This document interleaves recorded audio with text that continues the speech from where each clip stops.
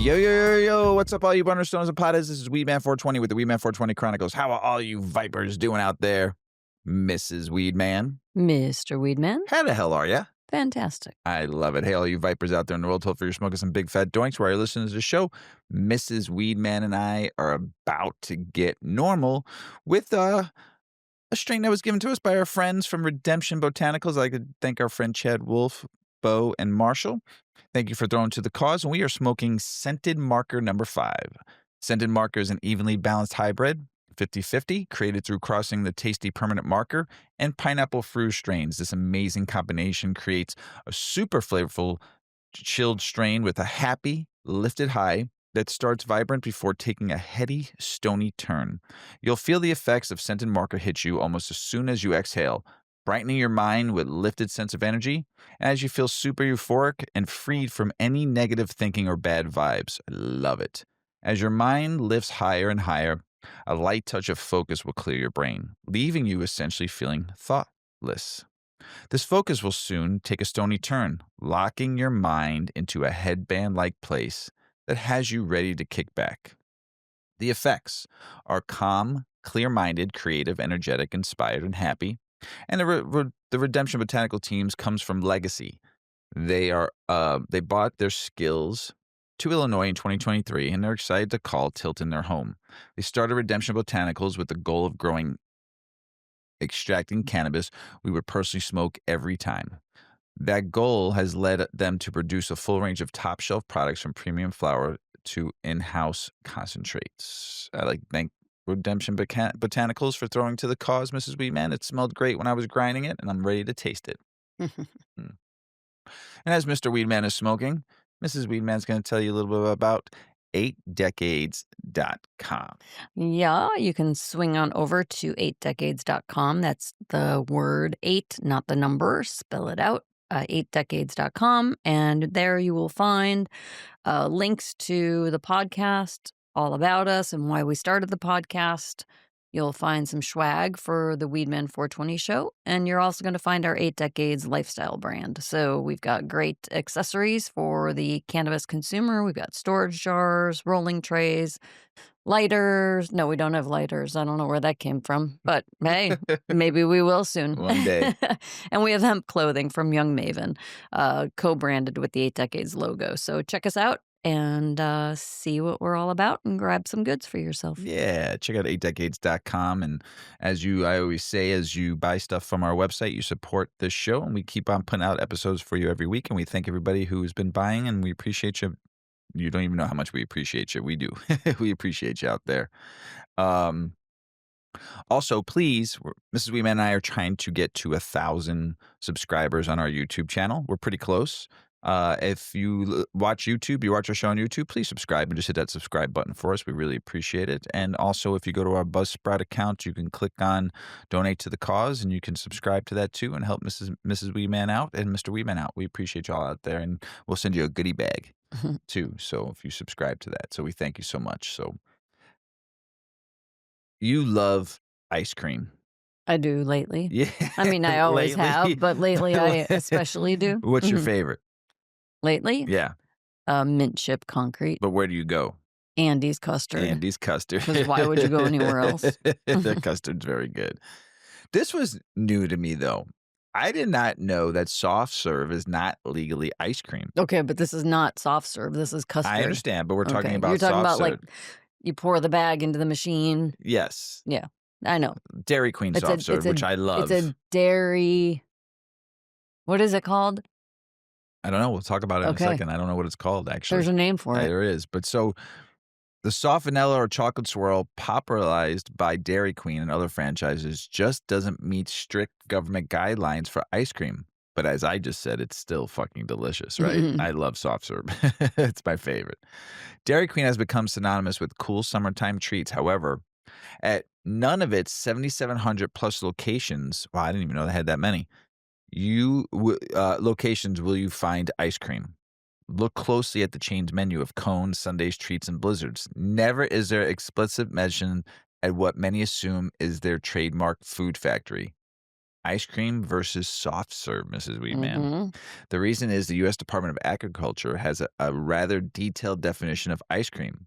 To be legally marked as such, a frozen dairy product usually must weigh at least 4 to 5 pounds a gallon, hold at least 1.6 pounds of solid material per gallon, contain at least 10% milk fat, contain that milk fat as a solid unless the milk fat uh, content exceeds 10%, in which case there's a whole schedule about how much of that fat must be solid.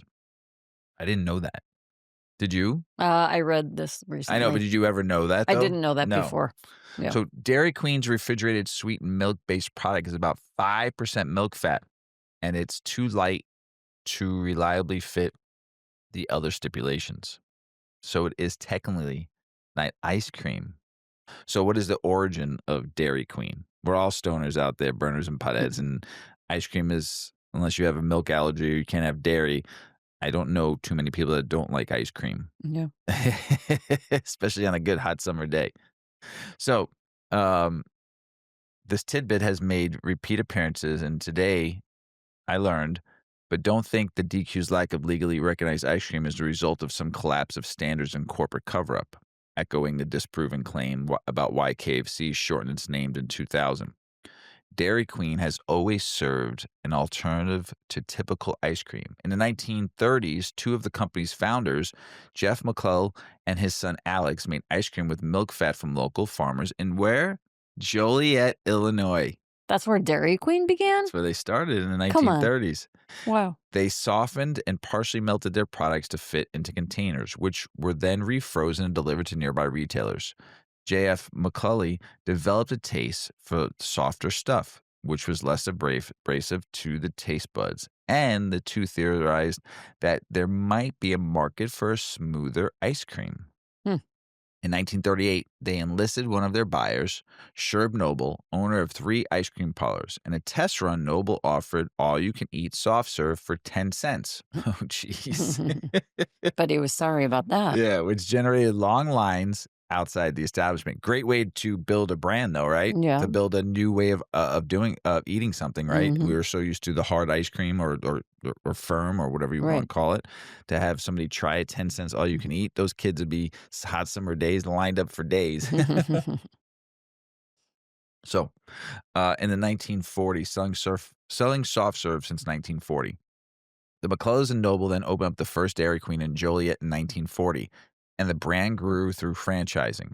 Its trademark product is still soft serve, a lighter, less rigid frozen treat that can be dispensed through a spigot. DQ and Carvel, Fudgy the Whale, my East Coast brethren, my Bronx brethren out there, Mr. Weeman still has a very soft heart for Carvel, Fudgy the Whale. Oh, you always And I have have that. not had one since my 30th birthday, and I am now 53 because I went to Florida and my dad got me one. So, the cult brand of the Northwestern Eastern U.S. have made competing claims of having invented soft serve. The USDA does allow for products with less than 10% milk fat to be solid as light, reduced fat, or low fat ice cream. DQ's product might fit, but what sounds more enticing to a kid, going for a blizzard after baseball practice or getting a serving of reduced fat ice cream? So, I did not know that DQ was started in Joliet, Illinois. I'm on a hunt right now. I'm trying to figure out where it's at, and it's not where I thought it would be, and the building is empty. I think we need to go open a Dairy Queen. It has a historical placard on the front, and it's right down from the Chicago Street pub. Oh, So, one of my faves. we could have ice cream. My favorite bars out in Joliet. Good friends to hang out with. Yeah. Their cheesy potatoes out at Chicago Street Pub in Joliet, in downtown Joliet, are amazing, by the way. So if we suddenly disappear and there suddenly is a Dairy Queen in Joliet, we might be behind the counter. It's Mr. and Mrs. Weedman. I wonder if we could merge the two things together. Could you be Mr. Weedman, the owner of Dairy Queen, Sure, why and you not? could wear your costume I would love behind to. I would wear my Weed Man costume all the time, at and least someday once we a can week at 4:20. It'd be on every day at 4:20. right?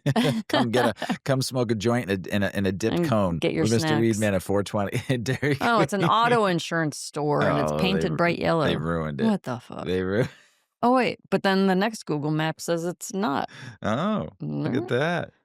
Oh, Well, you yeah, like Dairy Queen a I lot, do. don't you? I do. Yes. Andy's, though, has been your craving lately because it's Oh, yeah. closer. It's closer to our house. Well, no, but Andy's. it's Very ice good. cream. It's yeah, custard. It's custard, Custard, and which it's is different so because creamy. custard is made with egg fat, like egg It's so yolks, good. right? Something like that. Yeah. Higher milk fat Higher milk percentage. fat. Custard is delicious. Mm. Delicious. So if you're out there in the world, go stop by a Dairy Queen at 4:20, and you might catch Mr. Weedman in his costume with a dipped soft serve and a joint in his hand somewhere. Just call and I'll come. You'll show up. Oh, shit. You ready to get the show started? Yes. Let's do this. This is great. This is breaking news, kind of just came out in the last like 48 hours from when I read it. And a drug made from marijuana reduced back pain in a large study. So picture this. You've been battling back pain, Mr. Weedman has since 2010. Chronic ache, stiffness hitting you like a bad habit. You've tried pills, stretches, therapies. Sounds familiar, right, Mr. Weedman? Yep. But nothing's really delivering. What if a cannabis-based drug helped lighten the load? Well, according to the new large study, that might not be fantasy. A company called Botanical ran a large clinical trial using a drug derived from marijuana. The results promising. The drug reduced back pain in participants. Key detail here is this isn't your typical smoke a joint scenario. We're talking a formulated drug, controlled dosage, regulated delivery, the kind of setup that could integrate more cleanly into medical systems with safety standards and monitoring. The study found statistically meaningful relief in back pain symptoms. Now, meaningful in clinical sense means that participants had measurable improvements compared to the placebo. Not magic, but real. So why does this matter? This is the heavyweight. For years, cannabis has danced in the shadows of skepticism, regulation, and what, Mrs. Weedman? Stigma. And what do we try to do? Stomp it. Right. Pain, especially back pain, is one of the most common responses people turn to cannabis in the first place. If a consistent, tested, marijuana-derived pharmaceutical can deliver relief, that bridges the gap between alternative use and mainstream medicine. That's big. It means more doctors might take it seriously. Insurers might begin to consider coverage. Regulators might adapt frameworks. The door opens wider. But hold up. Got to throw a little bit of caveat and context in here, though. I'm never about presenting something that's like all black and white. There are always shades of gray, especially when it comes to cannabis science. We need more long-term data. How do repeated uses affect the body over the years? What about tolerance, interactions, side effects? Will this drug be accessible and affordable or locked behind price tags? How will regulators categorize it? As a controlled substance, a prescription drug, or something else? Also, will it compete with, complement, or replace current pain meds like opioids or NSAIDs? Can't ignore that. So, I'm going to roll one up for you right here. I like when science hits with flavor. Imagine telling my chiropractor, right? And he knows. Hey, I got my back loosened from weed medicine now. He probably, Lascola would probably raise his eyebrows and go, can I get some of that too? But here's the real talk. This kind of research can shift the conversation in rooms where cannabis was once taboo. So some key takeaways here. This is not a free pass to self-medicate widely. Stick with proven regimens, talk to your doctors. Keep an eye on this study, though, as it moves through further phases and peer reviews. And as I can find more, I will get more out there as I see more studies come out of this. Be open to change. There's a real possibility cannabis will grow more legit in conventional medicine over the next years to come. That's good, though. For all of us bad back crew that use cannabis The for bad back the crew. bad back club, um, it helps. Sometimes it intensifies it, though. Sometimes if I take a strain that's too I don't know. I've had some strains before where the heightening of your body will make the pain a little bit more intense. It's weird, but It's there's almost certain overstimulating. yes, like, Yeah. it heightens my body so much, like, the pain reflectors and then it goes away, though, eventually, it comes down, I'm like, "Oh, my back feels fine now," but, like, at that one point, there's certain strains, I can't remember naming them, but this is like, "Oh, man, why is my back fucking hurting so much?" But everything is, like, so intensified by Mhm. 10, my senses, my ears, I can hear fucking 2 miles away, I can see better, I can smell my senses in my nose, my taste is the worst when I'm that high. I don't like food when I'm that high, Mhm. I can't even eat. So there is certain strains that have done that to me, and it has, but there's a lot of strains that just mellow my whole body out, and I can't feel a thing. I'm like mush. um, this is really good. CBD helps people achieve dramatic reductions in anxiety after just 1 week of use. Though this new study shows, tell us about it, Miss Yeah. Weedman. I'm pretty high. Are you Yeah. redemption? Yeah. Like, just moving the microphone like a half inch was a challenge for me. I tell you what, that bud was super fresh. Yeah. There was one little nug in there, and there was one I didn't even cut that one yet. One Big one. really big nug. Yeah. Yeah, it was, like, big and just nice looking, what you could tell it was very nicely trimmed, and it was loved and cared for, and I just thrown through a fucking machine and machine trimmed, and you Nice. got a hard rock, Yeah. it looked like real, like, bud that wasn't, like, filled with shit. It was Nice. actually kinda nice, Yeah. so All right. So let's talk some more about CBD and anxiety. We talk about this quite a bit. And I noticed that you were talking a little slower. I'm noticing I'm talking a little slower. So, in case you don't know, on your podcast platform, there's probably a button that can make us talk a little faster. Yeah. So you just hit that button and It's you can also speed up the show. I forgot to say it's also Happy International Podcast Day. Hey, Hey. happy International Podcast Podcast Day Day. for 1.4 million podcasters out there. Happy International Podcast Day. Keep on Nice. going. Keep on doing it. Don't stop. All right. A non intoxicating cannabis product that is being sold across the U.S. can ease symptoms of moderate to severe anxiety after a short duration of use, a new study has found. Results from this open label clinical trial provide evidence that a hemp derived, full spectrum, high CBD product similar to those currently available in the marketplace may be both safe and efficacious for the treatment of anxiety, the authors wrote. The standardized formulation of the CBD product is helpful for evaluating how consumers on a broader level may behave outside of a lab setting, the researchers said.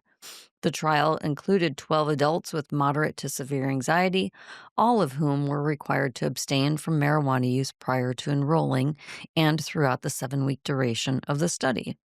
Participants self-administered the CBD formulation twice daily for 6 weeks, totaling 30 milligrams per day. Participants were tested every visit for the presence of THC, COOH, a marijuana metabolite, through a gas chromatography mass spectrometry That is a device. lot. Moo.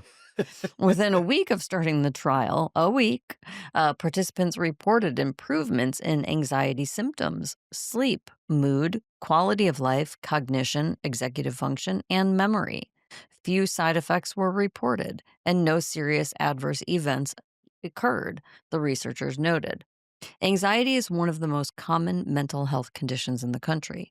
While it is often treated by selective serotonin reuptake inhibitors, or SSRIs, the new results show promise for alternative treatments. In the study, dramatic reductions in anxiety occurred following just 1 week of treatment with the study product, the authors wrote.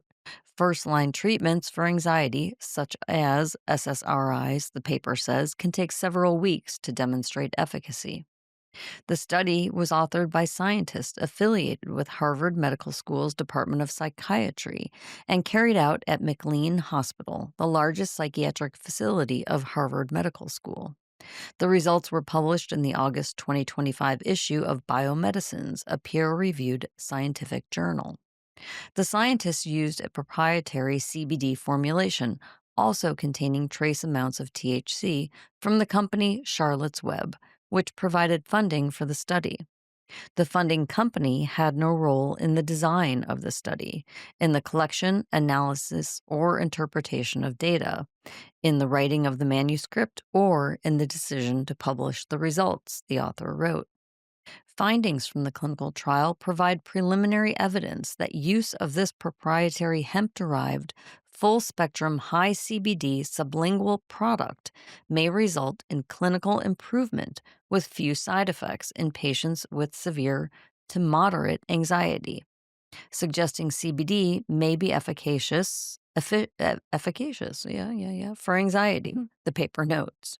While the trial's findings show efficacy and tolerability of the CBD product in patients with moderate to severe levels of anxiety, the authors caution that more research is needed.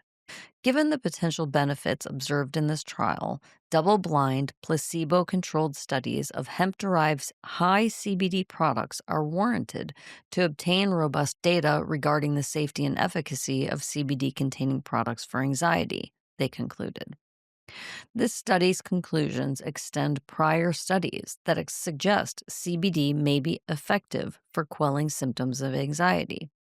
Another study, funded in part by the National Institute on Drug Abuse, for example, found that medical marijuana was associated with significant decreases in self reported anxiety and depression compared to before patients began treatment with cannabis.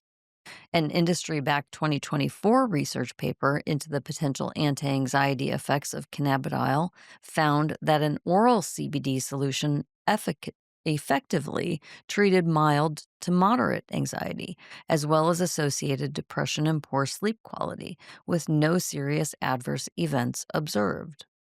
And another study published in 2024 in the scientific journal Adolescent Health, Medicine, and Therapeutics examined medical marijuana patients in the U.S. who are under the age of 21.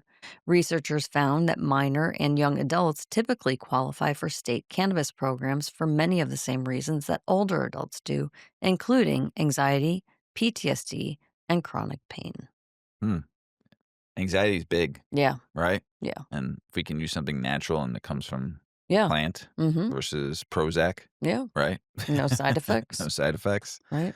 Neck Short down, short time where right? it becomes, I mean, I know that if I'm feeling anxious and I smoke weed, just about any weed that I smoke almost immediately just, like, stops the mind from, like, accelerating. Right.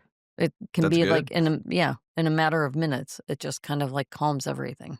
I love it. Yep, I notice it. I know. I do. Yeah, I mean, we're yeah, together a lot. I know.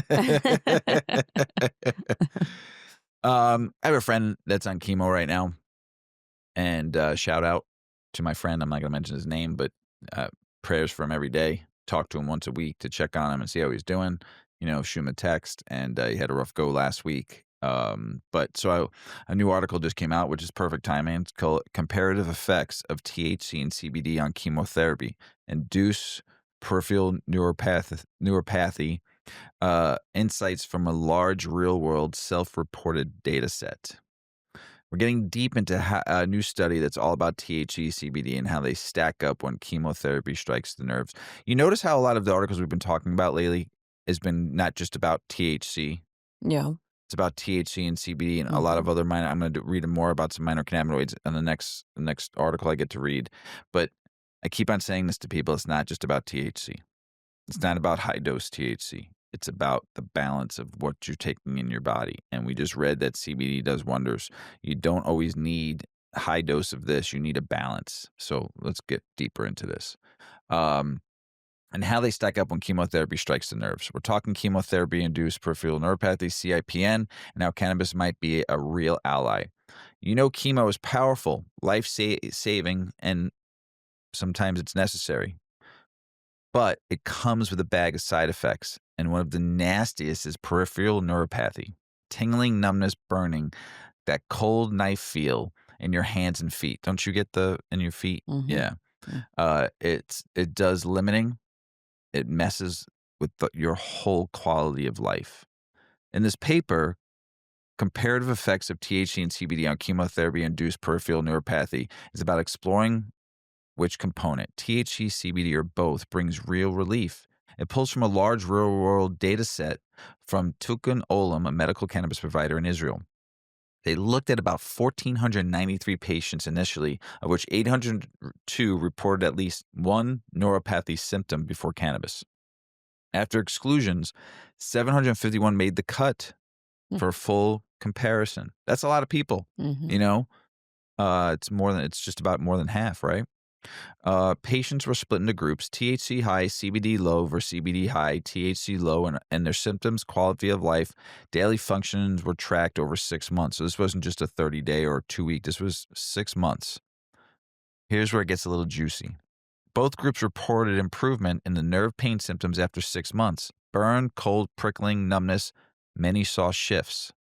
The THC high cluster experienced greater reduction, especially in burning sensations and cold sensations, compared to the CBD high group. Statistically significant. Also, when looking at activities of daily living and quality of life, the THC group edged ahead. More folks felt their day to day improved. Interestingly, they also saw the higher doses of THC and some degrees of CBD correlated with more symptom relief. There was an additive, synergistic interaction combining THC plus CBD gave more benefit in many cases. So, yeah, more THC when managed right seemed to bring stronger effect, especially for burning and the cold neuropathy sensations. So, I got to be real. The study has limitations. It's retrospective based on self-reported outcomes, so recall bias, reporting differences, etc. It's drawn from a single medical cannabis center in Israel, so generalizing globally is tricky. Patients weren't randomly assigned. They already opted into the cannabis therapy. That selection bias can skew some results. Does overlap between groups. Sample size is uneven. THC high group versus much smaller. They only focused on THC and CBD. Cannabis has many other cannabinoids, terpenes, compounds, which might contribute. We don't know yet how long-term safety in cancer patients under this model. So while the results are promising, they're not the final word yet. I hope they become a word and maybe a final word one day. So what does this mean for all of us? The study pushes the conversation forward. It suggests THC is not just psychoactive fluff. It may carry serious therapeutic weight, especially for certain nerve symptoms. Dosing matters. It's about more is always better, but higher doses, carefully titerated, seem to deliver strong effects in this case. The combination of CBD plus THC may offer additive benefits rather than competing. For people suffering neuropathy from chemo, cannabis-based regimens could be a valuable adjunct, especially when conventional treatments fall short. But doctors, oncologists, regulators, they need stronger, prospective randomized trials to nail down standardized protocols, ratios, and safety. So you ever think about a cancer patient telling their oncologist, hey doc over here, hey Dr. Quack in the bush, I'm going to add a little THC to the mix to up-level nerve relief. That's the conversation shift we're entering. What used to be fringe is creeping into legit clinical territory. I'm picturing the discussion, doctors' notebooks, charts, and you roll in calm. Let me show you my symptom diary and dose plan. That's the future, hopefully that we all get to see one day. So here's the bottom line. The study gives us strong evidence that cannabis, especially THC in the right balance with CBD, can make a measurable difference for chemotherapy-induced neuropathy. It's not perfect, but it's real steps forward. Right, Mrs. Weedman? That's right. I mean, you use cannabis for a reason, not because only you enjoy it too. I don't have neuropathy. No, but you do have other symptoms that you Mm-hmm. say it helps, right? Mm-hmm. You just mentioned anxiety and Right. then, tingling in your feet and other things. So, and you use it to help sleep. One's a Yeah. big one. Yeah. So, this is a big one for women out there. So, could cannabis redefine chronic pelvic pain care? Yes. Tell us about it, Ms. Weeman. Chronic pelvic pain remains a major challenge in gynecology, with unclear causes even after extensive testing, leading to empirical treatment and frustration for patients and physicians. Cannabis is now under investigation as a potential treatment option. Patients began asking about cannabis before evidence was available, which prompted us to investigate, said Omero Benedicto Polinato, MD, PhD, associate professor at Ribeirão Preto Medical School. I think I butchered that. It's the University of Sao Paulo, and a clinical advisor in Sao Paulo, Brazil, who led a Brazilian investigation into chronic pelvic pain. Studies have estimated that chronic pelvic pain affects approximately 15% of women, affecting their productivity, family life, and mental health. Identifying the mechanisms underlying pain is critical for effective treatment planning. Nociceptive, neuropathic, and nociplastic pain may overlap. Nociplastic pain, which is predominant in many cases, often requires multimodal approaches to address the central nervous system. The most common form of pelvic pain is menstrual cramps, which can mask complex conditions such as endometriosis or extend to pain outside the menstrual cycle. Many women normalize the symptoms and live with pain for years without seeking help, which delays diagnosis and prolongs suffering.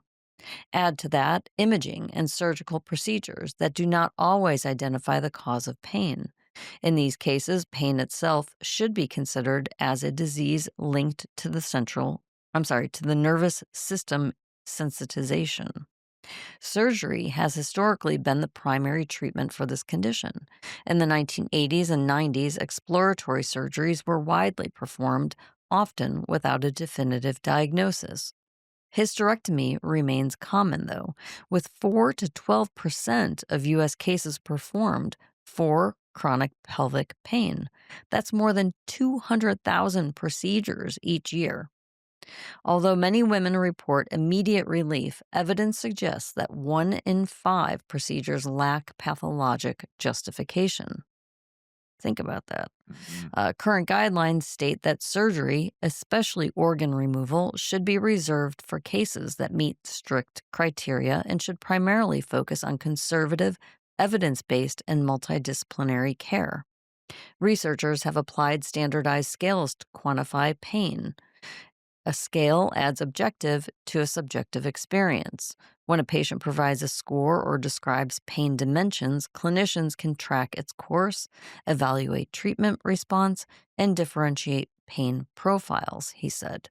International studies have shown that up to a quarter of women with pelvic pain have tried cannabis to alleviate their symptoms. Several studies have reported improvements in pain, sleep quality, mood, and anxiety. Adverse effects such as dry mouth and sleepiness are common. The use of cannabis in gynecology, particularly for endometriosis and chronic pelvic pain of unknown cause, is the focus of increasing research. Studies suggest that inhaled forms of cannabis can provide rapid relief from pelvic pain, whereas oral formulations appear to be more effective for gastrointestinal symptoms and mood improvement. Current evidence shows that existing trials are of poor quality, emphasizing the need for rigorous randomized clinical trials. In a 2022 study, Polinato and his colleagues examined the potential role of cannabinoids in managing chronic pelvic pain, highlighting their benefits in cases where conventional treatments are insufficient.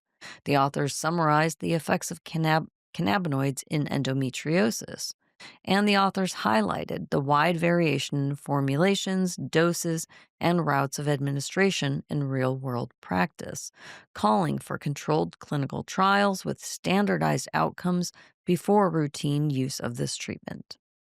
While the observed clinical effects are plausible, it is essential to distinguish the specific pharmacologic benefits from which contextual factors and determine which patients benefit from using which product, dose, route, and duration.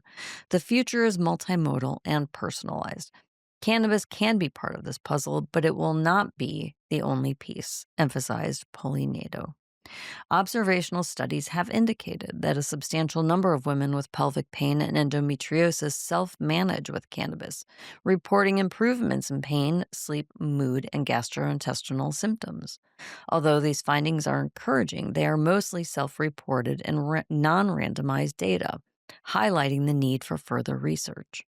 A recent consensus acknowledged that patients with pelvic pain and other gynecologic conditions use cannabis while highlighting methodological limitations, product variability, and the need for standardization to support safe clinical conclusions. In Brazil, regulatory barriers, stigma, and limited funding have hindered research progress. However, patient demands and academic interests are creating new opportunities in the field. Polinato emphasized the need to generate high quality data adapted to the national context and promote changes in medical training. Gynecologists are trained to operate and prescribe hormones, not to manage chronic pain as a neurobiological condition. And this needs to change, he said. The future lies in recognizing pain as legitimate, treating it seriously, and offering women a horizon of hope. Polinato concluded. That's Thanks, good. dude. That's good stuff. Thanks. Yeah. That's a good study, you Mhm. know? Yeah. CBG, the mother of all cannabinoids. There is this study that for memory impairment, neurodegeneration, and neuron inflammation caused by transient global cerebral ischemia in mice. This was a study about CBD. This is very promising. CBG, how it may protect the brain after a massive event, global cerebral ischemia. That's fancy talk for when blood supply to the brain is cut off temporarily. In this case, this was tested in mice. Those mice, to get all the good stuff. Hmm. CBG is one of those lesser celebrated cannabinoids, unlike THC, is psychoactive, meaning it doesn't mess with your head the way THC does. It's got anti-inflammatory, antioxidant, and neuroprotective appeal. And what's key, it's lipophilic, so it crosses the blood-brain barrier cleanly. The researchers wanted to see, can CBD step in after an isometic event and protect memory, neurons, reduce inflammation, and preserve brain plasticity. The answer, signs point yes. Hmm. They used a model called bilateral common carotid artery occlusion in mice, essentially blocking main blood vessels to mimic transient global cerebral ischemia. Right after, they dosed animals with CBG, 1, 5, or 10 milligrams for 7 days. Then they watched behavior, memory, brain tissue, inflammation markers, the full spectrum. So what went down, some findings. Memory and cognition. In the object location test, which measures spatial memory, mice that underwent ischemia showed deficits 24 hours later. But the group treated with the highest dosage CBG, 10 milligrams, reversed the deficit. They performed comparably to the control group, meaning memory was rescued. Lower doses, 1.5 milligrams, didn't hit statistically significant on the metric. In the hippocampus, the CA1 and CA3 regions, ischemia caused loss of neurons and degradation of, I have all the hard words today, dendrites. CBG, uh, especially in CA1, 1 milligram dose, already showed a protective effect for dendritic structure. So here's the neuron inflammation and the glial response. Ischemia cranked up markers like the IBA1 and GFAP. CBG, particularly at the 1 milligram dose, prevented the glial surge in both the CA1 and CA3 regions. It also restored levels in the NG2, which is glial precursor cell marker, that were depressed by ischemia. Plasticity and growth signals. They measured the DCX, marker of the neuron growth, and the BDNF, brain-derived neurotropic factor. Ischemia increased DCX and BDNF levels. CBG didn't suppress the increase in DCX, so growth potential remained. But interestingly, it brought the BDNF expression closer to the baseline. The ratio of the BDNF to pro-BDNF was also modulated by CBG. The nuance, don't get it twisted. This is in vivo in mice. Results may not translate neatly to humans, but we need what? More research. Mhm. They dose for 7 days, post ischemia only. We don't know how long term effects beyond 14 days. They haven't fully nailed mechanisms. CBG might act through the CB1 and CB2 receptors modulation.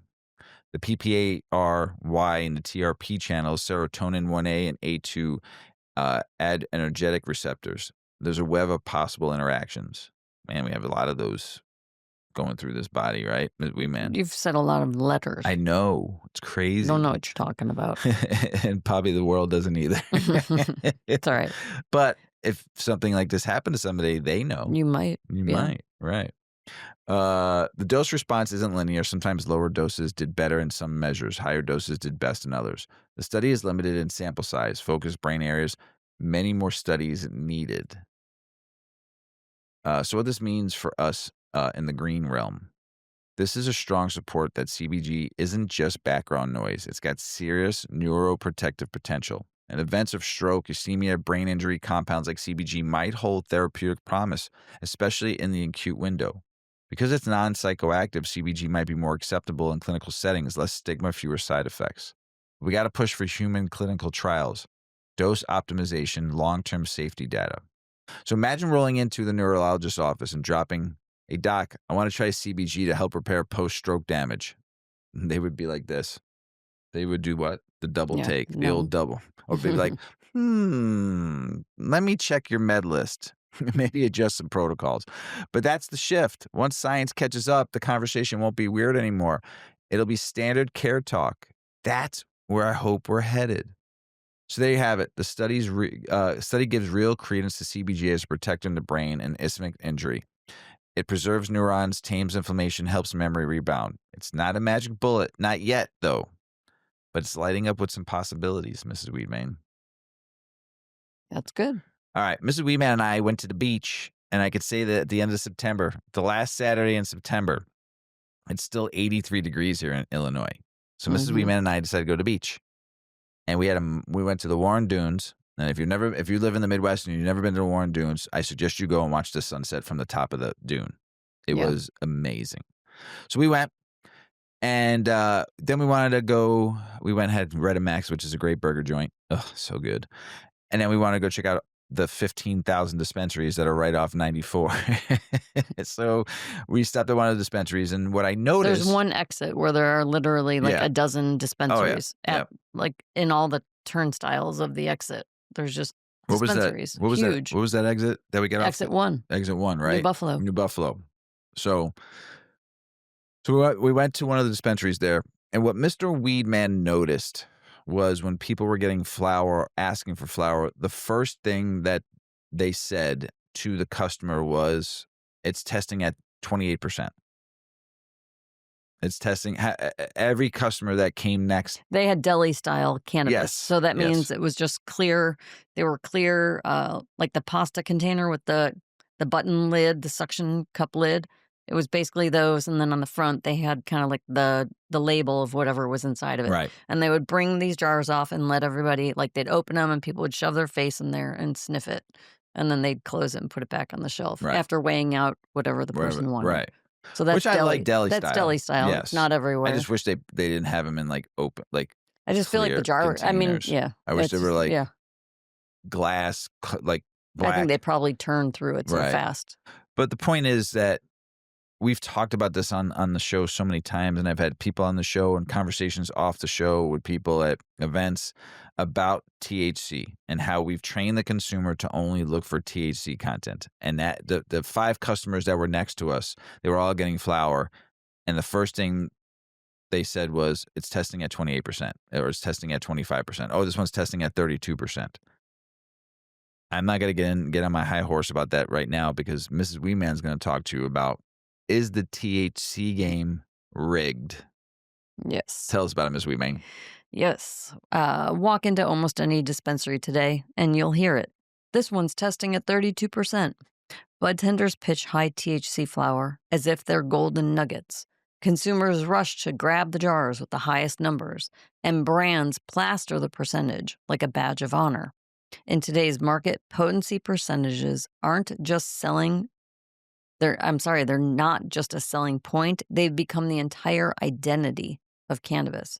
But here's the problem: THC percentage is one of the most misleading and manipulated metrics in the industry. Consumers think it's the ultimate measure of quality. Growers feel pressured to breed for nothing but numbers, and labs are under fire for inflating results. The truth is uglier than most realize, though, and it's reshaping the future of cannabis in ways that could leave everyone worse off. Legalization brought cannabis into the mainstream, but it also reduced it to a math problem. More THC equals better weed. For new consumers, especially those used to alcohol's ABV schedule, the highest number on the jar feels like the safest bet. Why pay for flower labeled at 18% when a 32% strain promises almost double the strength? But veteran consumers know better. Anyone who's smoked long enough knows a 17% strain can knock you flat, while a 30% bud can feel oddly underwhelming. That's because cannabis isn't a single compound. It's a whole ecosystem, with each element working together to create balance and effect. Cannabinoids, terpenes, flavonoids, they play together to create the high. This is known as the entourage effect, and it often matters far more than raw THC content. Still, dispensary buyers reinforce the fixation. Many often refuse to stock high quality flower if it tests below 25%, no matter how flavorful or unique it is. Growers know this, and many admit that they feel trapped, chasing numbers just to stay on shelves. So, if THC percentages are gold standard, who weighs the gold? Huh. Well, testing labs. And that is where the cracks widen. Across legal states, lawsuits and regulatory investigations have revealed what many in the industry have whispered about for years: inflated THC results. In Nevada, labs were disciplined for overstating potency to attract business. In California, class action lawsuits accused brands of knowingly selling flower with exaggerated potency numbers. Even more troubling, scientists argue that many of the sky high results aren't even chemically possible. Most natural cannabis falls in the 15 to 25% THC range. Anything consistently testing at 35% should be a unicorn, not a Tuesday menu I special. love that. Hmm. Yet, somehow, 35% strains pop up everywhere. The practice of lab shopping, sending product to whichever lab will give the most flattering number, has become an open secret. Brands want inflated results because consumers demand them. Labs that refuse to inflate risk losing clients. It's a vicious loop. Bad data fuels bad consumer habits, which forces growers and brands to chase a standard that doesn't even exist. And while everyone obsesses over THC, terpenes get pushed to the background, even though they're the compounds responsible for flavor and much of the effect. They're harder to market with a single number, and they don't sell as fast as 33% THC, so they get ignored. For cultivators, the THC arms race is more than frustrating. It's limiting. Genetics that shine for aroma, flavor, or unique effects are often ignored if the THC isn't high enough. And farmers face tough choices: harvesting early to lock in THC while sacrificing terpene development, selective breeding only for potency, leaving other plant traits behind, running crops of the same high-testing genetics, narrowing diversity, and pushing heirloom strains toward extinction. The result is a market flooded with high THC strains that often lack flavor, balance, or nuance. Cannabis becomes homogenized, and consumers lose out on the diversity that once defined the culture. But not everyone is playing the game. A growing number of sun-grown cultivators are giving a loud, unapologetic "fuck you" to the THC chase. These farmers argue that cannabis should be measured by its full spectrum of qualities: smell, flavor, balance, sustainability, and not just a number. Regions like Humboldt County and parts of Oregon have many commercial growers that are known to focus on terpene-forward, sun-grown flower that honors the plant's full cycle. For them, THC obsession isn't just bad science, it's a betrayal of the plant itself. Many of these lower testing batches end up delivering a richer, more memorable high than their supposed 32% counterparts.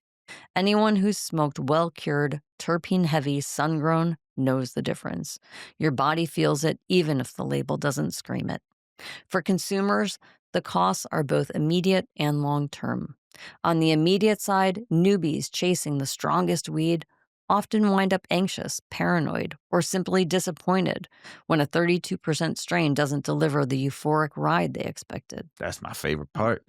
For veterans, the tragedy is missing out on incredible flower, strains with complexity, flavor, and cultural history that never make it past dispensary buyers because the THC didn't test high enough. In the long run, the obsession with THC threatens to erode cannabis education. Instead of teaching people to evaluate flower by sight, smell, trichome density, curing quality, and terpene profile, the legal market is training buyers to shop by a single inflated number. If everyone knows the THC numbers aren't accurate, how does it affect confidence in the whole system? Because consumers may eventually turn away, undermining the very stability that legalization promised. And this is where the certificate of analysis, or a COA, matters. Learning to read and understand these lab reports is one of the most important skills for cannabis consumers. The report provides a transparent breakdown of cannabinoids, terpenes, and safety testing, helping you verify both potency and purity. Even if the reports are inflated, knowing how to interpret a COA empowers you to make confident and informed choices. Cannabis was never meant to be reduced to a number. From landrace strains preserved in remote valleys to the underground breeders who fueled the modern scene, diversity and creativity have always defined the plant.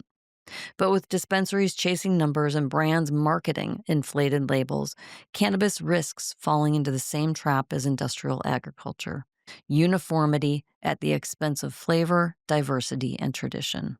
If the industry doesn't course correct, we could lose an entire generation of genetics, knowledge, and culture in the pursuit of a big THC bubble. Fortunately, there are signs of hope.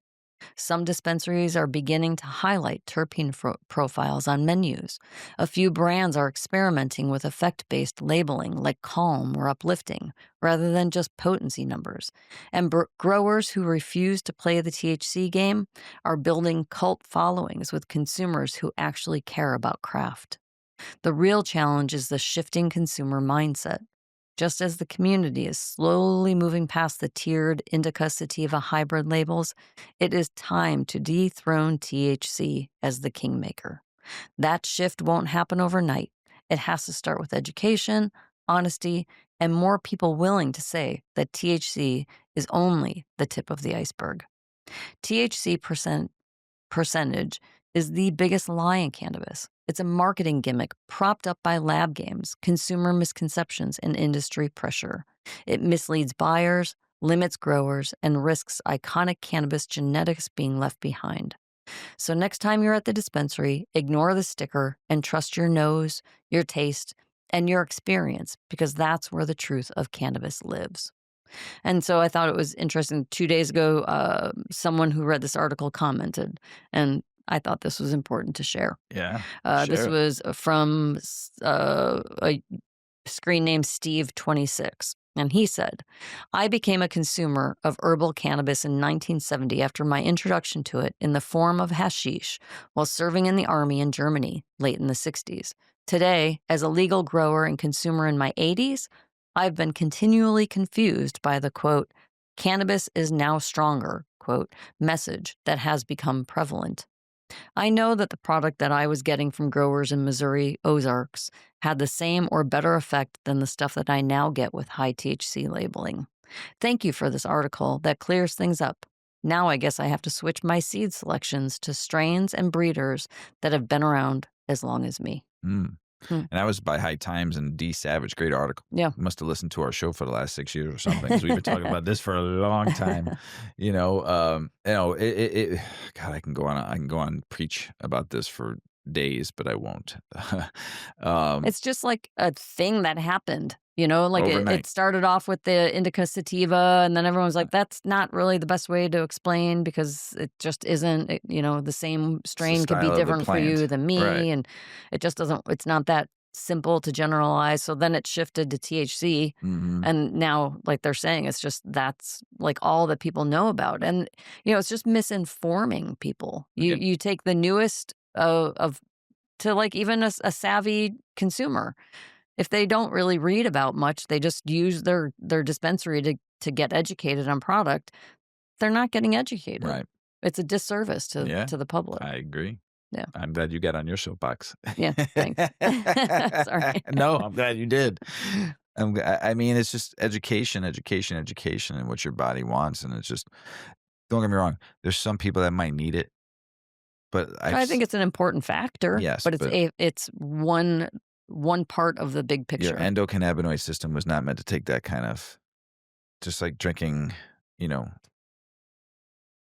15% beers every day, 2 or 3 of Yeah, them. What are just you too doing to much. yourself? Before we go to political, state, and business news, why don't you light that joint up by Okay. Redemption Botanicals and let's get higher. So while Mrs. Weedman's lighting that up, we'll go into political, state, and business news. So Illinois, the DCEO dropped new facts updates for round 3 of its cannabis direct forgivable loan program, and they're pouring $40 million into it. You should pour more because you made $460 million last year in tax dollars. So eligible social equity growers, infusers, transporter dispensaries can sign up if you have not already. The date was unfortunately September 25th. So sorry, this show is now September 30th. I'm a little late on the news on that one.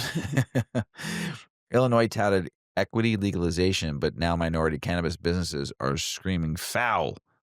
Powerful firms grab 91% of grower sales and 78% of dispensary sales, despite minority licensings being handed out.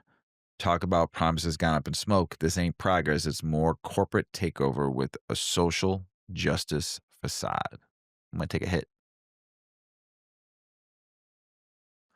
Pretty good stuff. Yeah, I would. Yeah, they're top It's dog. flavorful Yeah, too. they do a good job. I don't have the good taste buds anymore to tell you what the flavor is, but I can tell that there's flavor Yeah, there. it's very nice. Yeah. Illinois Governor J.B. Pritzker is threatening an executive ban on hemp-derived THC if lawmakers still can't push regulation. Why? Because these unregulated Delta 8 and 9 goods are popping up everywhere. Hemp brands want oversight, not outlawing. Let's see if Springfield snaps into action or Pritzker smokes them out himself. Trump, a couple days ago, just dropped a video spotlighting cannabis. Medical perks for seniors, pushing Medicare coverage for hemp-derived CBD as a game changer. The clip produced by the Commonwealth Project argues CBD can ease pain, inflammation, cognitive decline, and calls doctors to get schooled on the endocannabinoid system, all while the White House mulls rescheduling marijuana at the federal level. Imagine your grandma telling your doctor, "Get me that CBD script," and the doc's jaw just drops. We're living in the future. Your grandma voice is pretty funny. Hey, glad I still can make you laugh after all these years. Michigan lawmakers just passed a 24% wholesale marijuana tax, admitting to haul in $420 million a year for roads and infrastructure. The proposed Comprehensive Road Funding Tax Act would impose a 24% tax on wholesale price of marijuana sold or transferred to retail shops. 24%. You know who's going to pay that? The consumer, because prices right now. I went to Michigan Mhm. on Saturday, Mrs. Weedman, and I got 2,400 milligrams of edibles for $50. That's insane. You $50. you'd walk out with It cost me 20 2 of bucks in the you'd have Illinois you'd have 2 for packages. 100 milligram. If you don't have it, if they're not, if an You edible, get 200 milligrams for $50 in Illinois, yeah, and you can only buy up to 500 right? milligrams. So if they're not on sale, 500 milligrams at $100. Is it buy one, get one in Some, Illinois? yeah, some places do it, and there's a lot of sales: 30% off, 25% off, but 2 for 30, whatever. But Yeah, if your edible brand's not on sale that day and you like that edible brand, you're paying top dollar. right? I went to Michigan and got 2,400 milligrams, Dang. 24, That's a deal. 12, 200 milligram bags, Same brand. same brand, for $50. Wow. I was there. I'm still wow.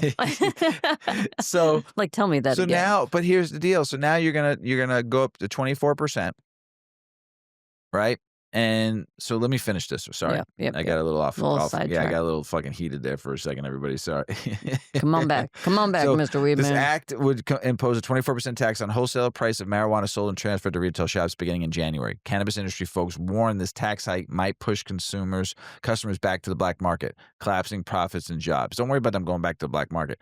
Collapsing profits and jobs and the pricing that you're giving right now. You can't beat it in the Midwest. Bipartisan support guided through the House at 78 to 21. Now it's off to the Senate. Pay a fat tax for better roads or drive on potholes and dodge the police. The choices we have to make to get weed, right? I'm just telling you, whatever I can't remember the HB or whatever the fuck they're calling this bill.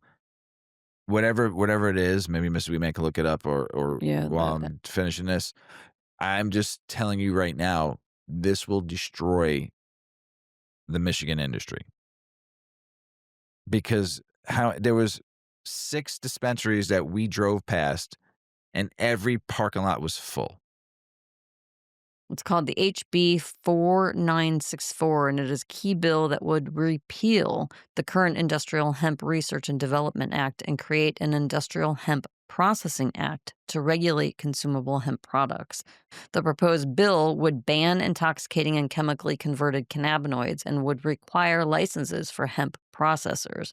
Additionally, Michigan is considering other bills such as the HB 5040, which focuses on licensing for processing, brokering, and marketing hemp and its products. So they're going to start putting regulation on it like cannabis, Yeah, which will what's knock the tax bill? so many What's the people out. tax bill one though? Oh, tax The bill? 24% one. So while you're looking for that, 24, yep. there's an Ann Arbor state senator, Jeff Irwin, who isn't down with that. He's joining the cannabis industry and pushing back. He warns it'll crush dispensaries, drive sales underground, and undo the legal market gains, like what's happened in Cali. You want better roads, tax joints? That's like charging extra for breathing oxygen. What's the bill? Oh, shoot. I clicked on something else. State lawmakers last week voted 78 to 21 to Right. impose a 24% tax on the Right. wholesale price of marijuana sold or transferred to a retail shop beginning January 2026. And You didn't find the bill number? no. Okay. So anyway, so whatever the bill number is, you need to call your senator right now and tell him that you don't want this to happen. You don't want this to happen. This Ann Arbor Senator, Jeff Irwin, get on his side. Do not let this happen, Michigan. You will be It's fucked. an illegal amendment to the recreational marijuana law that voters approved in 2018. So, the Cannabis Association is consulting with attorneys, and if they feel strongly, the new tax would amend the 2018 initiative, and they would sue them. It doesn't say that it's a bill. It is. It's something HB something. I can't remember. I'm sorry, everybody. I failed you. Kentucky hemp farmers are sounding the alarm. They've urged Senator Mitch McConnell not to redefine hemp products with stricter THC caps, warning of immediate and catastrophic consequences for their $28.4 billion industry. The farmers sent a letter demanding a meeting on protection. That's like flipping the table mid-hand in poker. You'll kill the game when you change the rules after the bets are placed. St. Louis County just dropped a bill that would have banned selling intoxicating hemp cannabis products outside licensed dispensaries. Retailers pushed back heavy and the sponsor pulled it. When your plan gets smoked out before the vote even passes, that's kind of a drama you can't write. Vermont cannabis shops just rolled out the Canna Trail like a beer or wine trail, linking 23 stores statewide. Visit, collect stamps in the booklet, hit the quota, snag a prize. Imagine being a tourist, hopping from dispensary to dispensary, getting your travel high fives and perks. That's some next level ganja tourism right there. Kamala Harris is calling out Joe Rogan, claiming he lied when he said she refused to talk about marijuana legalization on his podcast. In her new book, she says her team actually pitched cannabis among suggested topics, but Rogan's team shut it down. I call bullshit on that because Joe Rogan always loves talking about cannabis, but what do I know? That's like ordering pizza and Rogan saying you refuse toppings. when you sent him the full menu. Massachusetts Attorney General certified a 2026 ballot petition aiming to wipe out the state's $1.6 billion adult use cannabis industry. Massachusetts. That means ending licensed growers and dispensaries. The petitioners need to collect 74,574 signatures by December to make the ballot. Don't sign it. Don't sign it. That's like telling the chef to unbake the cake. You just can't pull the oven handle and rewind the flavor, though. Right, Mrs. Weedman? That's right. Michigan also has stalled their cannabis consumption lounges because they're missing somebody that's in charge of it all. They can't find the person. I don't know. Who the fuck knows? Did they forget to hire someone? No, they fired somebody, but now this person was in charge of that, and they're waiting to bring somebody else Oh, in. my goodness. Yeah, you were just in Massachusetts. Yes. How was the dispensary? The dispensary was very like convenience store. It was set up to feel like you were walking in a subway station, and it was just a bud tender, kind of in the ticket booth. Yep. And then once you tell them what you wanted, the order gets put over to the tellers, and that was like a stand up counter where you'd get your ticket, Right. and then you got your product and you left. It was short and sweet. It was Nice. cute. It was a vibe. It was cute. Yeah. Yeah. How was the service? Good? Service was great. And I couldn't really tell you how much variety they had because I went online and previewed, so I knew what I Right. was buying. So I Right. didn't shop when I was in the store. But I think you shopped in the store on a Little kiosk. kiosk. Little screen. Mhm. That's cool. Yeah. So I haven't been to Massachusetts. Consumption was weird though. I never really smelled it while I was out and about.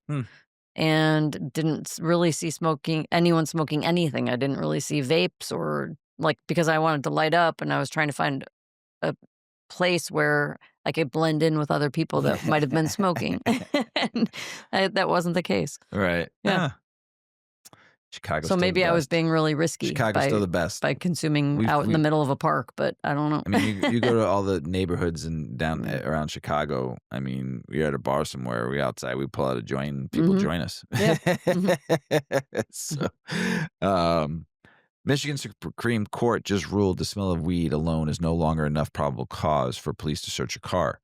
They overturned the 25-year precedent in a 5-1 decision. Smell plus other behavior, maybe, but I smell ganja, let me in, ain't cutting it. That's like cops saying, I smell cookies in your house, or maybe fresh donuts. Doesn't mean you're baking donuts.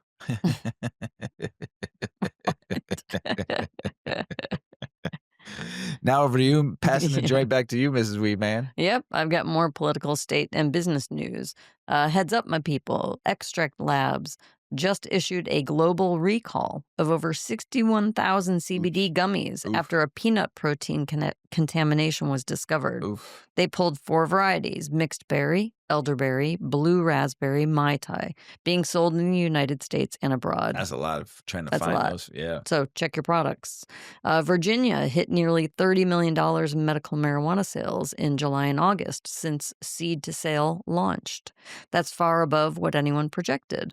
About 256,432 transactions and 103,900,000 registered patients. The demand is real. And they're recreational, but have no stores you can buy rec in. Oh. So their medical program is doing very well.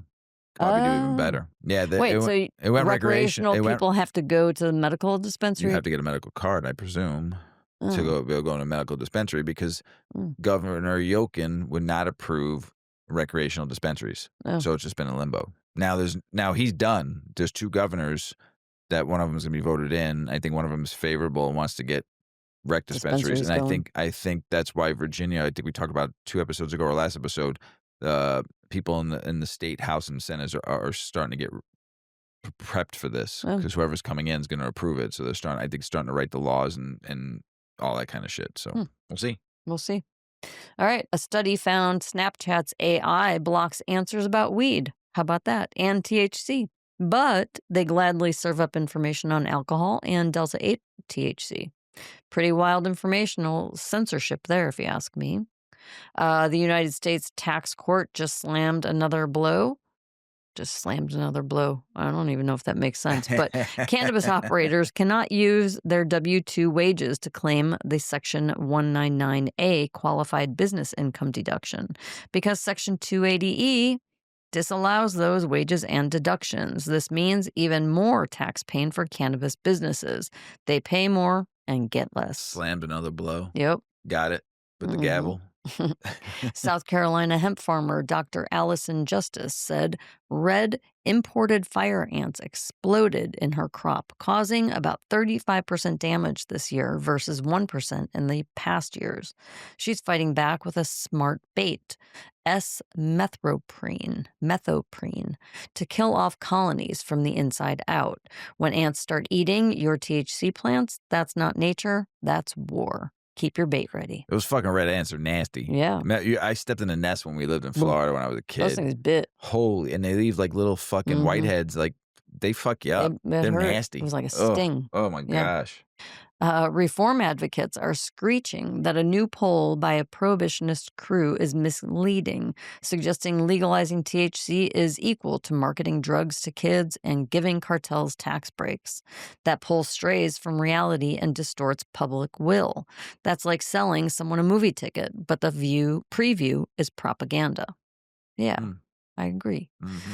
A New York judge says 152 cannabis dispensaries can stay open, even though regulators admit they license them too close to schools.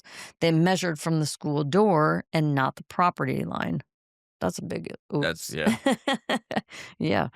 Rowan County, North Carolina troopers on I-85 near exit 76 pulled over a rider that their canine tests alerted for narcotics.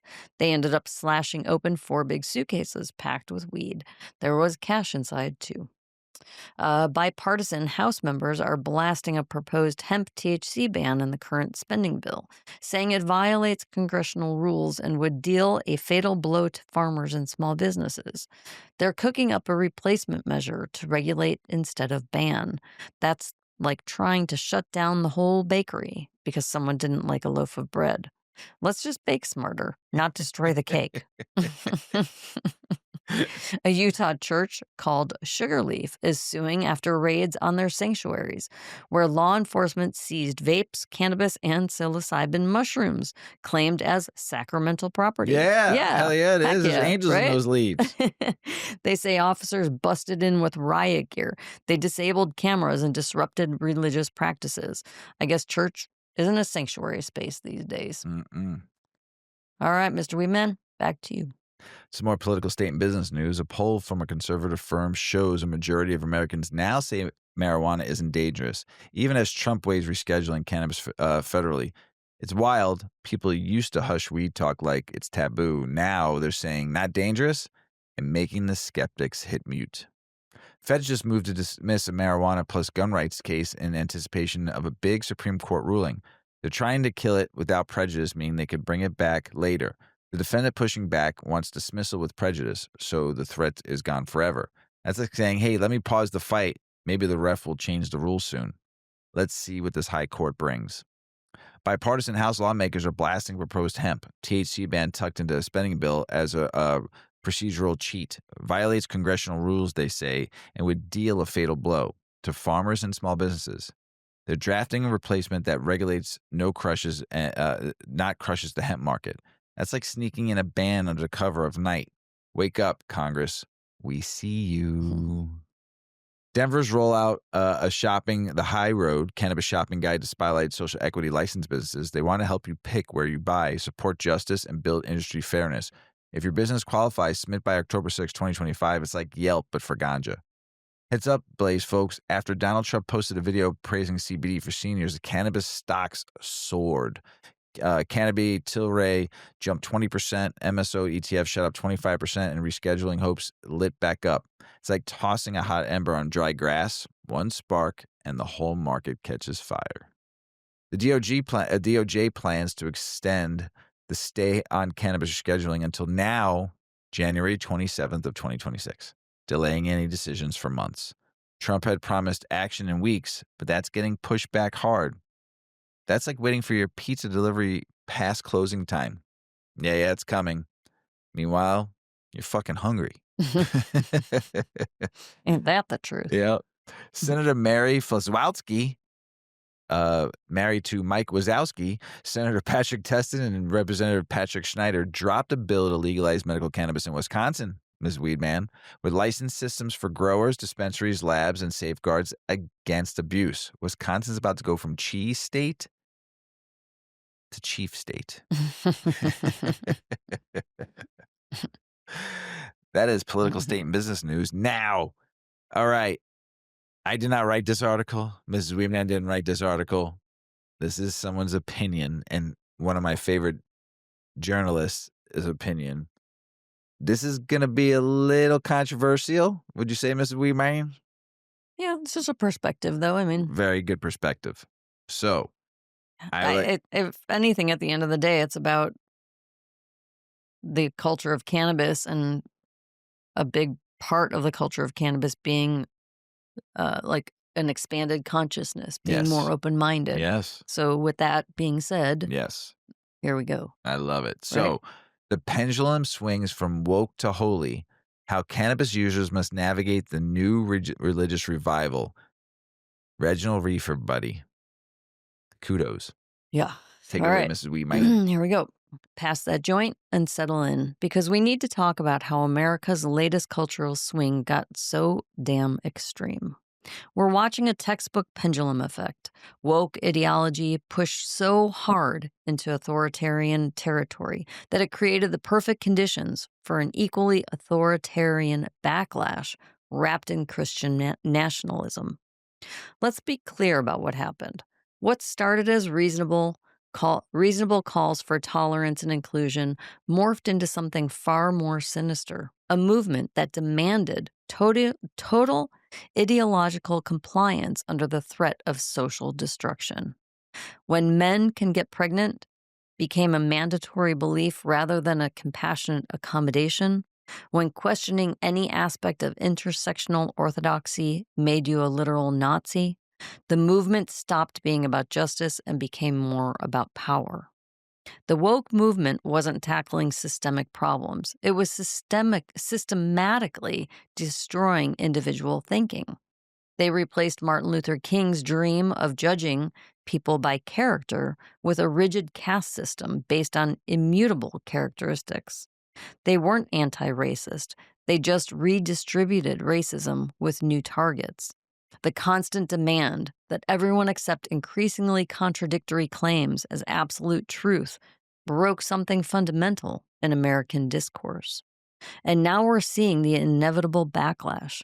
Moderate people who are tired of being called bigots for believing basic biological reality are swinging toward Trump and Christian nationalism.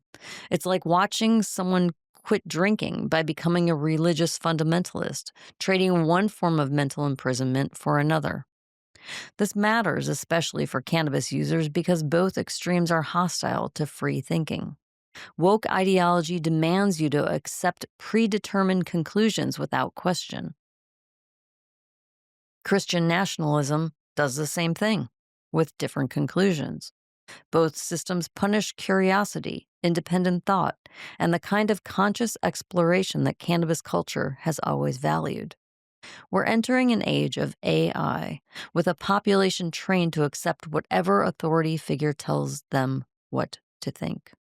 Whether that authority is a blue-haired professor screaming about microaggressions or a preacher claiming God wants America to be Christian ethnostate, the pattern is the same. Surrender your individual judgment to the collective. The real tragedy is that this pendulum swing was entirely predictable and entirely avoidable. The transformation of progressive politics from live and let live to comply or be destroyed didn't happen overnight, but the damage it caused was swift and devastating. What started as reasonable requests for basic respect became an authoritarian system that demanded total submission to increasingly absurd claims. The breaking point wasn't about gay rights or racial equality, issues where most Americans had already evolved. It was when the movement demanded that biological reality itself be subordinated to ideological purity. when saying women are adult human females became hate speech, when acknowledging that men and women have different athletic capabilities became transphobia.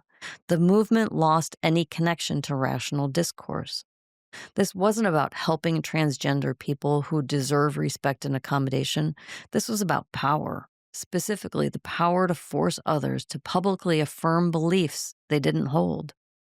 It's one thing to ask for tolerance, it's another to demand that everyone participate in your worldview or face social annihilation. The intersectionality framework that emerged was particularly toxic because it explicitly rejected individual evaluation in favor of group based judgments. Instead of treating people as unique individuals with complex identities, it created a rigid hierarchy where your moral worth was determined by how many oppression points you could accumulate. White gay men found themselves classified as oppressors. Working class straight women were told to check their privilege. The whole system became a parody of the equality it claimed to seek. But the real damage destroyed people's ability to think clearly about truth and evidence. When lived experience became more important than objective reality, when questioning any aspect of the orthodoxy marked you as evil, critical thinking itself became suspect. Universities, once bastions of intellectual inquiry, became indoctrination centers where students learned to police each other's thoughts. The cannabis community should have seen this coming. We've always understood that forced consensus is the enemy of truth. Mm. When someone tells you that you must believe something or face punishment, that's not education, it's coercion. The same mentality that created reefer madness just found new targets. The movement's obsession with language policing is particularly revealing. Constantly changing terminology, demanding people use specific pronouns, creating new words for concepts that already had perfectly good descriptions. This wasn't about communication, it was about submission. Every time you force someone to say birthing person instead of mother, you weren't advancing equality, you were demonstrating your power to control their speech.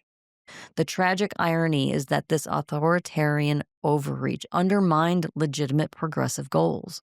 Real issues like police reform, economic inequality, and environmental protection got overshadowed by cultural battles over pronouns and bathroom access. Meanwhile, the constant accusations of racism and bigotry lost their power through overuse. When everything is Nazi behavior, nothing is. Oof. This created the perfect conditions for backlash. Moderate Americans who supported gay marriage and racial equality suddenly found themselves classified as bigots for maintaining basic biological literacy. They didn't suddenly become conservative. They were pushed there by a movement that couldn't tolerate disagreement. The swing toward Christian nationalism isn't happening in a vacuum. It's a direct response to woke authoritarianism. When one ideological system demands total compliance, people often flee to another system that promises simple answers and more moral certainty. Unfortunately, they're just trading one form of mental imprisonment for another. Trump's appeal makes perfect sense when you understand what moderate Americans just endured. After years of being told they were racist, sexist, transphobic monsters for holding basic common sense beliefs, they found someone who said, "Actually, you're not crazy. Men really can't get pregnant." The relief was so profound that people overlooked the authoritarian tendencies that came with the package. Christian nationalism offers everything woke ideology denied: clear categories, stable definitions, and the validation that your traditional beliefs aren't evil. It tells exhausted parents that their concerns about radical gender ideology in schools are legitimate. It tells working class Americans that their cultural values matter. More importantly, or most importantly, it says here, it promises to fight back against the people who spent years calling them bigots. But here's the problem: it's still authoritarianism, just with different symbols. Instead of demanding you accept that men can menstruate, it demands that you accept that America was divinely ordained as a Christian nation. Instead of forcing you to use preferred pronouns, it wants to force prayer in schools. The mechanism is identical. Surrender your individual judgment to collective authority. The psychological appeal is obvious. After years of chaotic, contradictory woke demands, Christian nationalism offers stability and certainty. Binary thinking becomes a relief when you've been forced to navigate an ever changing maze of intersectional rules. God said it, I believe it, that settles it. Feels refreshing after being told that objective truth is a white supremacist construct. Research shows that people experiencing ideological whiplash often exhibit increased preference for authoritarian leadership and simplistic explanations. Christian nationalism provides moral certainty through absolute frameworks that eliminate cognitive burden.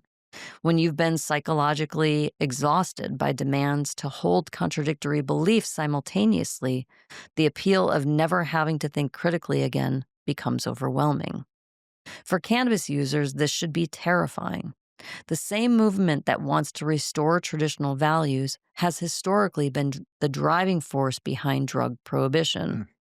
The mindset that sees cannabis as the devil's lettuce is making a comeback, and this time it has the momentum of righteous anger against woke excesses. The spiritual bypassing mechanisms are already evident. Political objectives are being framed as divine mandates, making criticism equivalent to opposing God.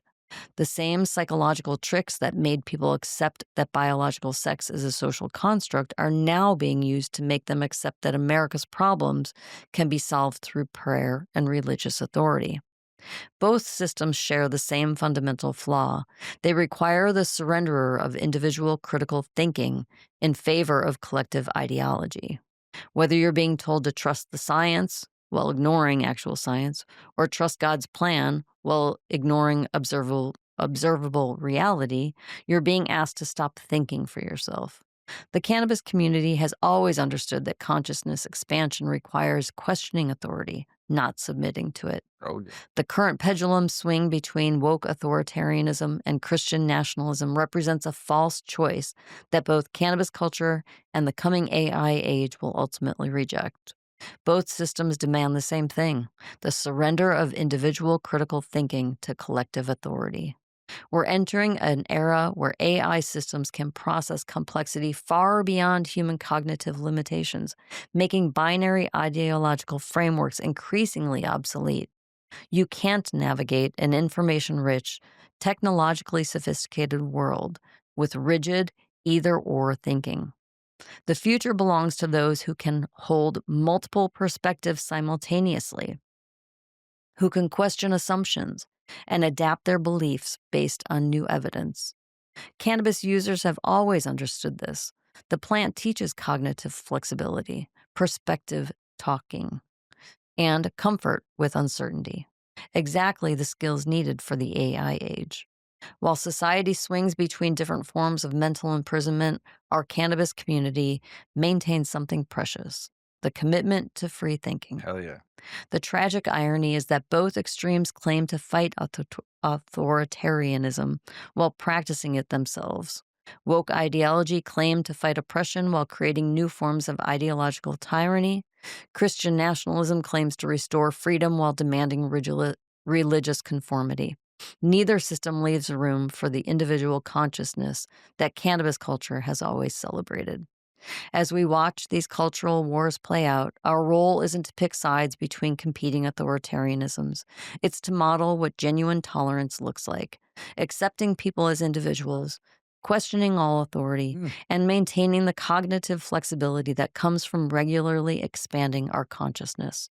The pendulum will eventually settle, but free thinking is eternal. Oh my God, that last part, that last paragraph in the last sentence, oh, made my heart just fall so I'll full. repeat it because you might have talked at Oh, the same just time. Yeah. repeat it. The Say it again. pendulum will eventually settle, but free thinking is eternal. Mm. To all my free thinkers out Thanks, there. Reggie. Reginald Reefer, I will need to eat pizza with you and Mhm. do a show with you one day. I can learn so much from you. And I do every time we read one of your articles. You write so well. And this was just so, it filled my heart. It just did, because it's so true. You know, I don't want to get into it because Reginald said enough, and I don't want to take anything away from that because it was absolutely divine. Oh my gosh. International news. Buenos Aires is gearing up for Global Cannabis Forum in 2025 on October 15th, a B2B business cannabis summit bringing together execs, investors, policy wonks, and scientists to tap into Latin America's green growth. High Times capped at 300 insiders. So it's built for deals, not just fluff. So just the Nice. bigwigs get to go, the corpos. In Victoria, Australia, 3 people were charged after cops raided warehouses and shipping containers tied to an organized crime syndicate. They seized 86 cannabis plants, 25 kilograms of dried herb, over $200,000 in cash, plus a little cocaine and encrypted devices. That's a full-blown grow factory. Like they read the ganja playbook and said, yes, we'll take all of it. A new app called I Can Change is being piloted to help young adults with first episode psychosis manage their cannabis use. It includes modules on education, self-monitoring, coping strategies, goal setting, and relapse prevention. Finally, your phone's doing more than memes. It's trying to keep you grounded when your mind wants to float. A new German study found that teen marijuana use dropped after adult use legalization. Youth ages 12 to 17 using it in the past year fell from 6.7% in 2023 to 6.1%. Regular use also down a bit. Meanwhile, young adults 18 to 25 edged up slightly. So much for the fear-mongering. Legalizing weed didn't turn teens into stoners. Guess regulation plus education might actually work. In BC, British Columbia, a public service strike expanded to cannabis and liquor warehouses, cutting off supply to retailers. Independent stores say they're hurting them bad. They can't stock up, and cannabis, goes bad after a while. And cash-only warehouse rules make it even worse. Hmm. Blockchain stepping into the CTV for cannabis. Citizen Green, powered by GCAC, is streaming a channel with ads, interactivity, QR coupons, COA scans, and e-wallet deals. Because the FCC won't let weed ads on normal TV, this is the new frontier. In the U.S. Virgin Islands, Judge Ernest Morris ruled that the smell of marijuana alone can't justify a warrantless vehicle search, recognizing that the Cannabis Use Act legalization means odor is no longer enough probable cause. Good for you, Judge Ernest Morris. Thailand, at a cannabis crossroad, new Prime Minister Newton, who once led liberalization, may steer policy towards strict medical regulations, reining in the wild access, licensing, and quality controls. But the crackdown threatens 12,000 bud shops. Not 2,000, 12,000 bud shops. The move could a pivot lot. the countries toward export ambitions or provoke political backlash. New South Wales just rejected sweeping cannabis reform from parliamentary inquiry. No legalization, no decriminalization. But the government says it's open to tweaking drug driving laws and reinvesting some issues in its drug summit response. And that is international news, everybody. Hmm. High Times been around for a hot minute. I remember reading a bunch of them in tattoo parlors and people's houses and stuff like that, right? And so there's some issues out there. Yeah. There's some issues out there that have been around for a hot minute. And some of your old High Times issues, if you have any, that are in good shape, maybe not in the greatest shape, but if they're super ultra white whale-ish, meaning like ultra rare, we used to say that in the beer industry, a white whale was like the rarest of beers. So if you got a white whale, Maybe get it looked at if you want to know more about yeah, it. your old High Times may be worth something. Tell us about it, Yeah. Ms. Weedman. You can't underestimate the overall impact of High Times in the world of printed media and counterculture over the decades. It unapologetically pushed the envelope of what publishers could get away with, paving the way for future generations of cannabis publications. In other words, this is no normal magazine. Today, these issues are highly collectible. The king of all High Times issues, however, will always be the premier edition. The magazine's legendary emergence led to 6 decades worth of priceless issues. Founded by Tom Forcade, the original team spared no expense in printing the first edition. In June 1974, with an initial run reportedly around 10,000 copies, High Times debuted. The premiere issue features a heavy stock card foil cover with a photo of model Elizabeth Donahue about to consume a shroom. Its original metallic sheen must have been awe-inspiring to the magazine's first readers who'd never seen anything like it. The original crew was a pot all-star team, including expert grower Ed Rosenthal, Woodstock pamphlet editor Ed Dwyer, Yippie's founder Dana Beal, and others. While early issues featured information on assorted drugs, the magazine slowly evolved to focus on cannabis and natural psychedelics. The magazine's design also evolved over the decades, reflecting the changing times while keeping its core identity unmistakable. Those back issues are typically worth much more than their retail price. Thanks to organizations like Certified Guarantee Company, or CGC, founded about 25 years ago, the premier edition of High Times is a hot ticket item among collectors. CGC is a member of the Certified Collectors Group. The company has certified over 90 million coins, banknotes, comic books, TCGs, sports cards, video games, home video collectibles, stamps, and more. They adopt the industry standard 10-point grading scale to evaluate collectibles.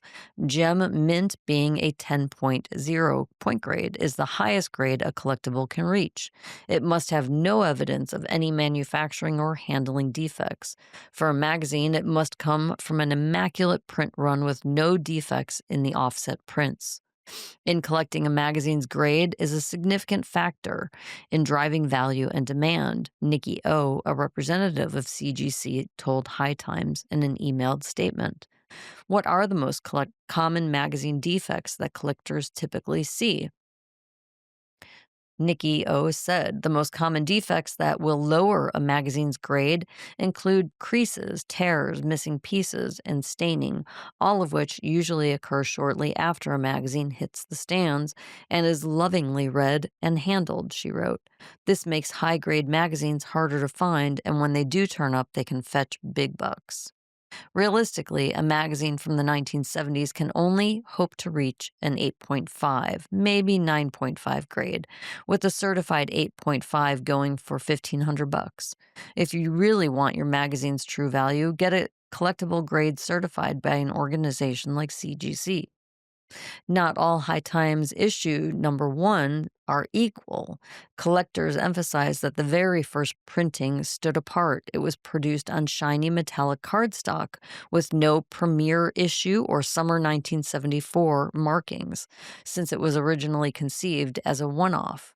Later printings introduced the premiere issue text, different cover prices, and eventually staggered cover lines. As former editors Danny Danko and Chris Simonik have noted, the first metallic run is the most coveted among collectors, with one copy auctioned at a High Times normal benefit for $10,000, though most fetch much lower amounts on the open market. Signed copies of High Times can be purchased via different online vendors, notably eBay and Etsy. They go for a few $100s or more. You can expect to pay a few $100s per signed issue, too, depending on the star power of each subject. High Times intentionally represented the higher end because they just had the High Times, they auctioned off the whole, like everything. The company Yeah. auctioned off Oh, yeah, like remember all that? of We saw that. its whole collection. Remember you and I talked Yeah. about it. You could have got their website. So maybe that's Yeah. why there's more. Right. Maybe that's why they might be available right now, Yeah. where you can get some. High Times intentionally represented the higher end of lifestyle magazines to destigmatize pot smokers worldwide. It was national recognition that the underground newspapers were credible news organizations and could no longer be dismayed as crazy hippie ramblings, former editor John Holstrom told me in 2023.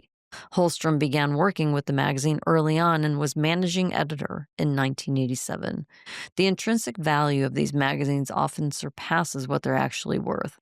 They can transport you back to another time. And that's it. So check them out. Nice. I would check them out. Yeah. Yeah. I mean, why not? There might be a cool You might one that you have can some get. Yeah. packed Yeah. away. You Maybe might your, even have some. maybe your mom has them in the attic. She didn't throw them out. Maybe it might be worth something someday, sonny boy. It's possible. Could be. Mhm. Ms. Weedman, Mr. Weedman. that's the end of the show. Yep. You got anything else to say? Pass that joint. You gotta light it again. Have a great week, everybody. Thanks, Miss everybody. Weedman. Thanks, everybody, for listening out there. We appreciate you all. I also like to thank Redemption Botanicals for throwing to the cause. Appreciate your weed. Got us nice and high. Mrs. Weedman going to close it out with that joint. Mm-hmm. But thank you all out there for listening. We love you. Thanks for everybody that supports the show. We love you out there. We really appreciate you. As Paulie always says, smoke smart. Puff, puffing away. Puff, puff, pass. Check out our cannabis lifestyle brand online at 8decades.com. Our custom smokes and accessories are perfect for your coffee table, bedroom nightstand, or kitchen counter. They're designed for you to show them off. The Canna community is also loving our hemp and cotton blend t-shirts, sweatshirts, scarves, and hats, finished off with our 8 Decades logo. We've got some awesome long-lasting goods that will be your favorite for years to come. 8 Decades, because a 9th decade of cannabis prohibition isn't acceptable.